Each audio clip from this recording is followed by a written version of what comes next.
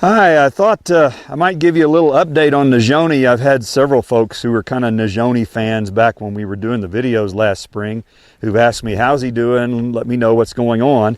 So it's been 6 months since we did the Mustang Makeover Challenge in Reno. And in that 6 months, he's had quite a bit of time off, partly because he was sick.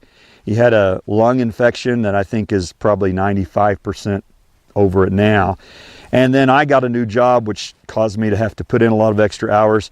So in the last 6 months, he's probably averaged 2 or 3 sessions a week instead of 6 or 7 that he was getting before the competition. And the main thing, I really haven't concentrated so much on training him as much as I've just concentrated on gentling him. And so 6 months ago, he would have been jumping all over the place if I had waved my coat or waved my hat around like that.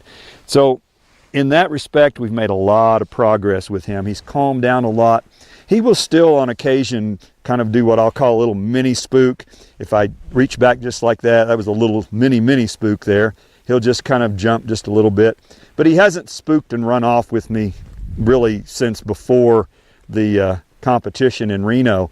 As far as training, he's not a whole lot more advanced than he was 6 months ago because I really haven't concentrated on that. I've concentrated on just letting him get used to being in captivity.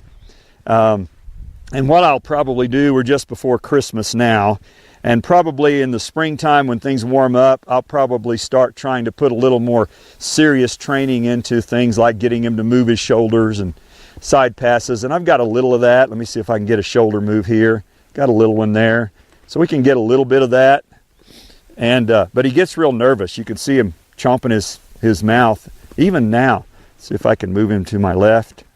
Yep, little shoulder movement there, a little bit of hip movement here. So I've got all of this basic stuff, but still he starts chomping the bit because when I start asking of something from him, he gets a little nervous. But you know what, overall, let me trot him out. Overall, I think that he's coming along pretty well.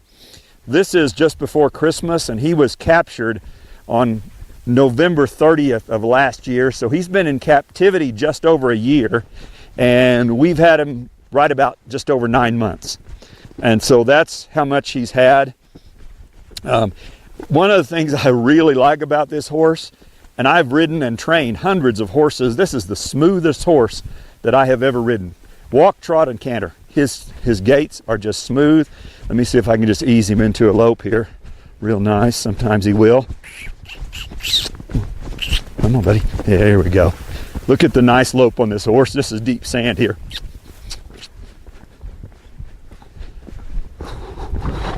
Ooh. So there he stopped. I need to pull on him just a little bit.